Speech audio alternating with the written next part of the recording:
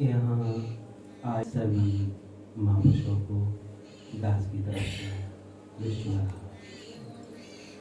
प्यार भरा विष्णुकाय नमः। विष्णुकाय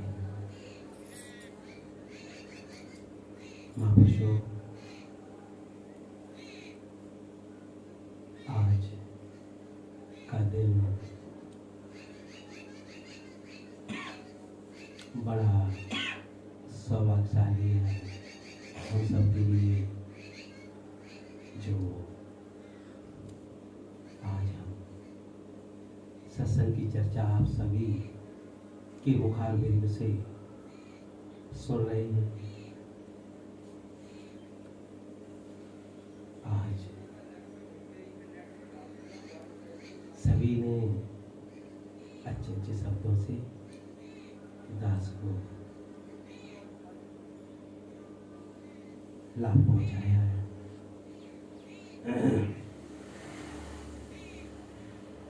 कहा है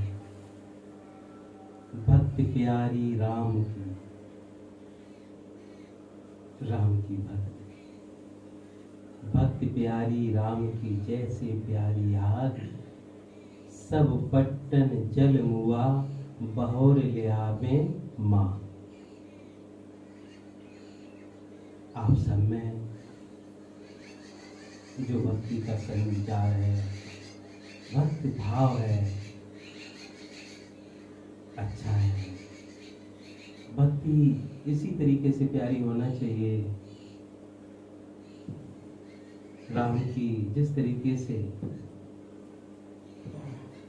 कहीं आग लग जाए किसी शहर में, किसी कस्बा में, किसी जगह, सब कुछ जल जाता है और फिर भी सुबह होते ही आग को फिर मांग के लाते हैं।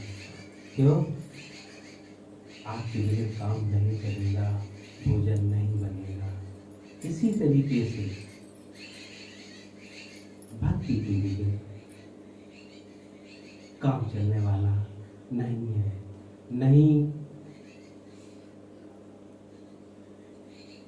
सामाजिक काम चलने वाला और न ही आध्यात्मिक काम चलने वाला, नहीं इस लोक में आनंद भक्ति के बगैर है और नहीं परलोक में आनंद भक्ति के बगैर है। महापुरुषों, भक्ति तो होनी ही चाहिए सबके अंदर, प्रेम ईश्वर के लिए। हम देखें, हम सब ईश्वर को प्राप्त करना चाहते हैं, परमात्मा को प्राप्त करना चाहते हैं, तो परमात्मा मिलेगा कैसे? बिना भक्ति की तो मिल नहीं सकता। और भक्ति की तरफ जब हमारी गौर नहीं होती है, तब परमात्मा से वंचित रह जाते हैं। हम अथक प्रयास करने के उपरांत भी परमात्मा को प्राप्त नहीं हो पाते हैं। क्यों? यदि प्यास पानी से बुझेगी तो पानी से ही बुझेगी, तो पानी पीना चाहिए। इसी तरीके से उस परम तत्व को जानने के लिए, उसकी प्राप्त कहें, अनुभूत कहें, अनुभव कहें, जो भी कहें, उसकी प्राप्ति के लिए भक्ति अनिवार्य है। बिना भक्ति के कुछ हो ही नहीं सकता। जैसे हम कोई मिठाई बनाए, चाहे रसगुल्ला बनाए, बर्फी बनाए, छेना बनाए, चाहे जो मिठाई बनाए, उसमें चीनी या कहे मिठास अनिवार्य है। मिठाई के बगैर, चीनी के बगैर, मिठास के बगैर कभी मिठाई हो ही नहीं सकती, चाहे कौन सी मिठाई हो। इसी तरीके से हम परमात्मा को प्राप्त करने के लिए चाहे कौन सा उपाय करें, योग करें, कर्म करें, चाहे ज्ञान के द्वारा, चाहे जो ज्ञान हो, योग हो, कर्म हो, जो भी हो, भक्ति के बिगर सब अधूरे। जिस तरीके से मिठाई में मिठास अनिवार्य है, इसी तरीके से सभी में भक्त अनिवार्य है।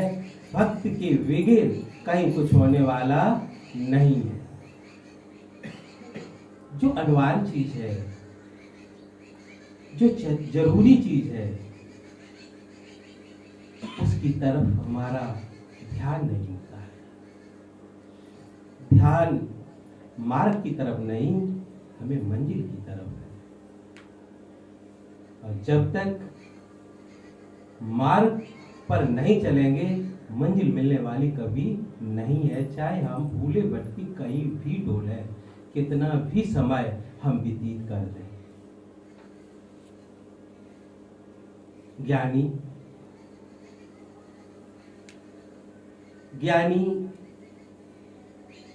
का विषय बुद्धि का होता है। ज्ञानी का विषय तर्क का होता है। ज्ञानी का विषय काट छांट का होता है। ज्ञानी का विषय तोड़ने का होता है। ज्ञानी तोड़ता है, काटता है, छांटता है, ढूंढता है, खोजता है। हृदय भक्ति का विषय है। भक्ति हृदय से होती है। भक्ति कहाँ उत्पन्न होती है? हृदय। प्यार, प्रेम कहाँ? हृदय। और ज्ञानी इस्तेमाल किसका करता है? बुद्धि का। बुद्धि से तोड़ता है, ये नहीं है, ये नहीं है, ऐसे नहीं, ऐसे, ऐसे नहीं, ऐसे। जब ज्ञानी तोड़ के उस परम तत्व को जान लेता है, जानने के बाद जैसे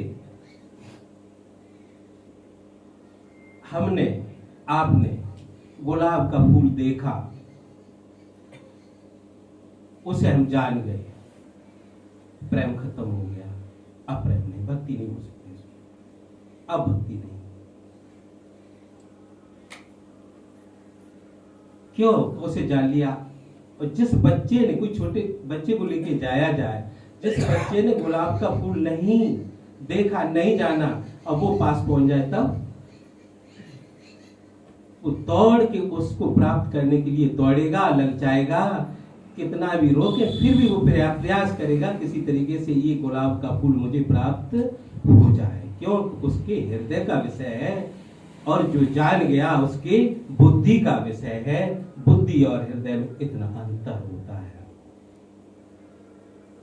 ज्ञानी बस जानना चाहता है, जान के एक होना चाहता है। मैं और वो एक ही है, अब कहीं दो नहीं है। और वहीं थक जाता है, उसी की खोज करता, उसी में तोड़ काट छाट करता है। जिस तरीके से हम विचार करें, किसी का पुत्र बीमार हो, डॉक्टर आए तो डॉक्टर नब्ज भी देखेगा, आला भी लगाएगा, और डॉक्टर सांसों को भी देख रहा है, सब कुछ जान रहा है। डॉक्टर सब कुछ जान रहा है, इसकी धड़कन ठीक है, इसकी सांसें सही आ रही हैं, ऐसे ये बीमारी है, ये ऐसे ठीक होगा। विचारशील है, ज्ञान है। वो डॉक्टर जान की बात कर रहा है, तोड़ के बात कर रहा है, सब जान के कर रहा है। और उसी बालक की माँ बैठी हो, क्या वो कुछ जानती है? उसे न धड़कन पता है, न नब्ज पता है, न बीमारी पता, उसे कुछ पता नहीं। और वो जानना भी नहीं चाहती है, वो कुछ नहीं जानना चाहती, कुछ जानने की इच्छा नहीं, उसे बीमारी जानने की इच्छा ही नहीं, कुछ पाने की इच्छा नहीं, इतनी भी इच्छा नहीं कि हम बीमारी को समझें, जाने नहीं। बस उसे किसकी याद है? मेरा वाला। बस तड़पेगी, रोएगी, व्याकुलता। क्यों? उसका हृदय का विषय है। वो अब अपने हृदय से अपने बालक को चाह रही, प्रेम कर रही। डॉक्टर का हृदय का विषय नहीं है, डॉक्टर का काट छाट का विषय है। वो तोड़ के देख रहा, उसे अलग अलग करके देख रहा, बिखेर के देख रहा, क्या है सही, क्या सही, कैसे सही। क्या माँ का प्रेम बालक के लिए और डॉक्टर का प्रेम एक हो सकता है? कभी नहीं हो सकता, कोई नहीं सकता। क्या बच्चा ठीक हो जाए माँ को प्रेम करेगा या डॉक्टर को करेगा? जबकि डॉक्टर उसका जानकार है, पूरा जानता है, काट छाट के जानता है, सब कुछ जानता है, वो एक है। इसी तरीके से ज्ञानी भी उस परम तत्व में लीन हो जाता, एक हो जाता है। जब ज्ञानी एक होता है तब ज्ञान रहता ही नहीं, ज्ञान मर जाता है। क्यों? जब ज्ञानी को परम तत्व का अनुभव होता, वो और वो एक हो जाते हैं, इसलिए ज्ञान रहता नहीं है। इसी को कवि साहब भी समझाते हैं, जो एक कहे तो है नहीं, दूज कहूं तो गार, जैसे मैं तैसा रा कहे कबीर विचार। यहाँ और तरीकों से भी समझाया है, जिसमें मंजिल खत्म हो जाए, ज्ञान खत्म हो जाता ज्ञानी का, भक्ति कभी मरती नहीं, ज्ञान मर जाता है। भक्ति और ज्ञान में द्वैत नहीं है, न ज्ञान में द्वैत बचता न भक्ति में द्वैत बचता, दोनों की मंजिलें,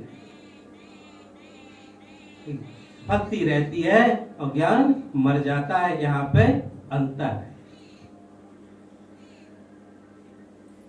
भक्ति में द्वैत नहीं। हम विचार करेंगे भक्ति द्वैत है क्योंकि दूसरे करेंगे, ऐसे विचार आता। भक्ति तो दूसरे करेंगे, भक्ति करने के लिए कोई चाहिए, सेवा करने के लिए कोई चाहिए, यहां से विचार ये उठता है तो भक्ति में द्वैत है, जबकि भक्ति में द्वैत होता ही नहीं। क्यों? जिस परम तत्व में ज्ञानी एक होता, उसी में भक्ति भी एक होता है, और भक्त एक होते हुए भी द्वैत होता है। जिस तरीके से हम किसी नदी को देखें, नदी की दो किनारे हैं ऊपर, नदी के दो किनारे ऊपर, इधर से नाव बैठे उधर निकल जाए,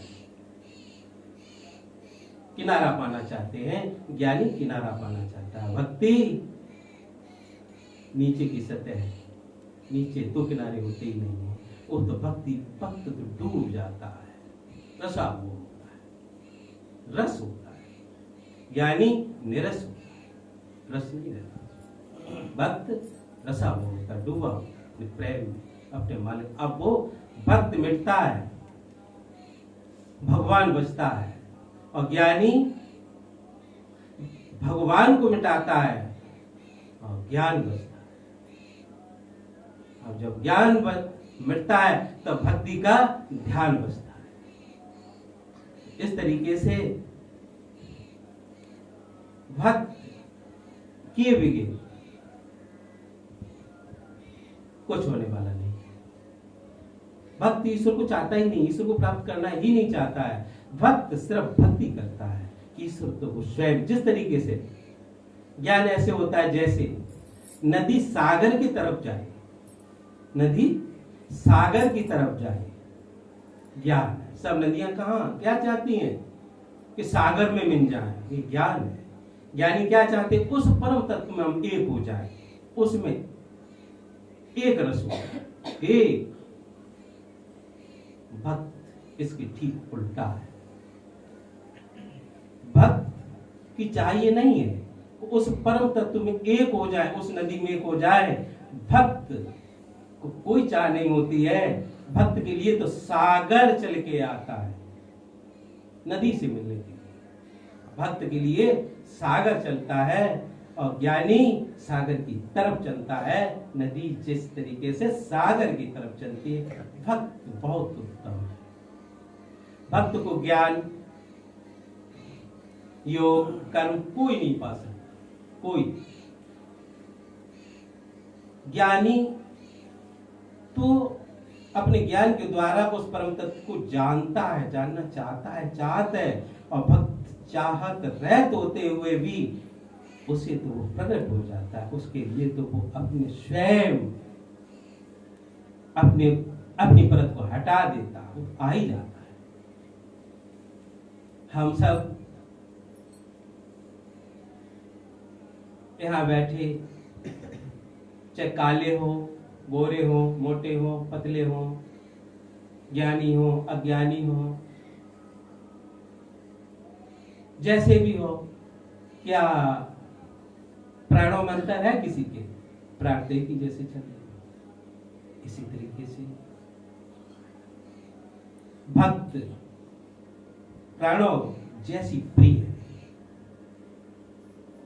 जिस तरीके से सब में प्राण है, इसी तरीके से चाहे कोई मार्ग हो, भक्त की अवश्य जरूरत है।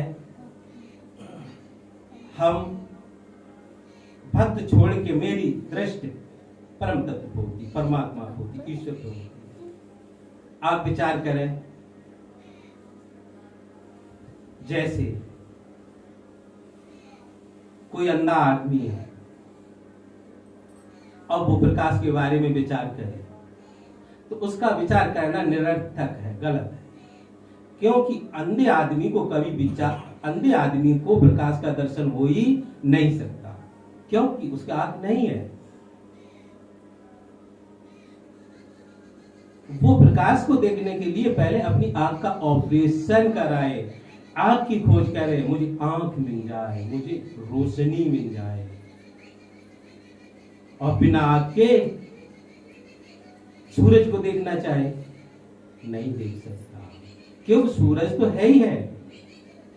सूरज को खोजना नहीं है, सूरज तो है, तो उसकी आंख नहीं। इसी तरीके से जिसे हम सब खोजना चाहते हैं, वो तो हर पल हर क्षण सबके पास है, आंख नहीं, पर्दा। हम भक्त द्वारा उस पर्दे को हटाए, और जैसी पर्दा हटी, वो नाजिर हाजिर है, वो कहीं दूर नहीं।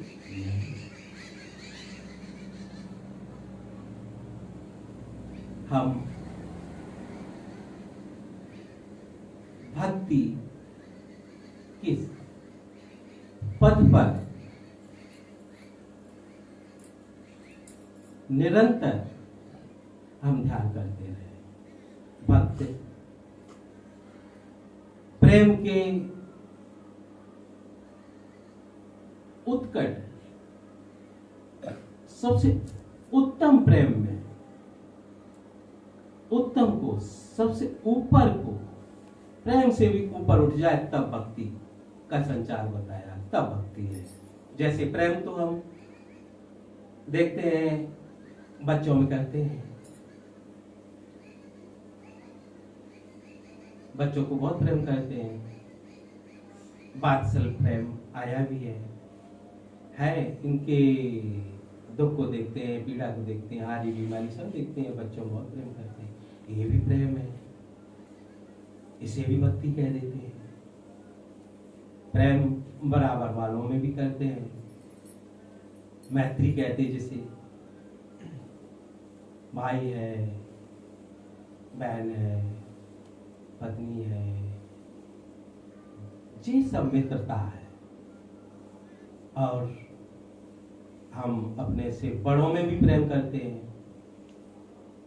देवी देवताओं में भी प्रेम करते हैं, ये सब श्रद्धा है। गुरुओं में प्रेम करते, ये सब श्रद्धा के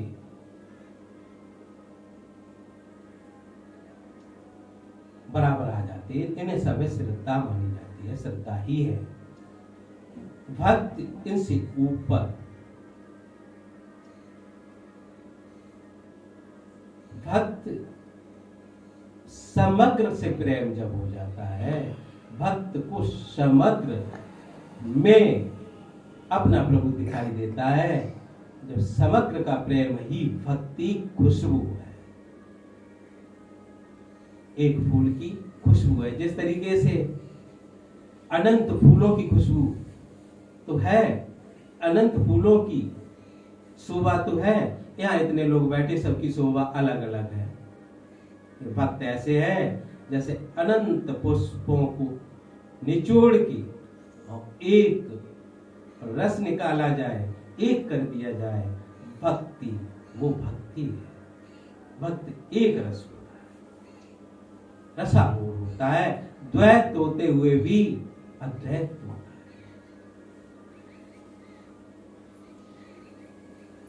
भक्त हार जाता है। भक्त हारा हुआ होता है, वो कभी जीतने की कोशिश नहीं करता। तो इसी तरीके से ज्ञानी ज्ञान के द्वारा जानना चाहता है। योगी अपने योग बल से उठना चाहता है। ये आसन लगाएं, ऐसा करे वैसा करे जिससे परमात्मा प्राप्त हो जाए। कर्म करता इसी तरीके से कर्म योग वाला भी कर्म करता है, ये कर्म अच्छा है, ये गलत, ऐसे ऐसे कर्म करे प्रभु को प्राप्त। ये सब कर्म में आ जाते हैं। इनसे सब में भक्ति की आवश्यकता है। महापुरुषों, हम सब में जैसे भी हो सके भक्ति भाव बढ़े, भक्ति का रस संचालित हो। और इन्हीं शब्दों के साथ 10 विराम देता है। प्यार से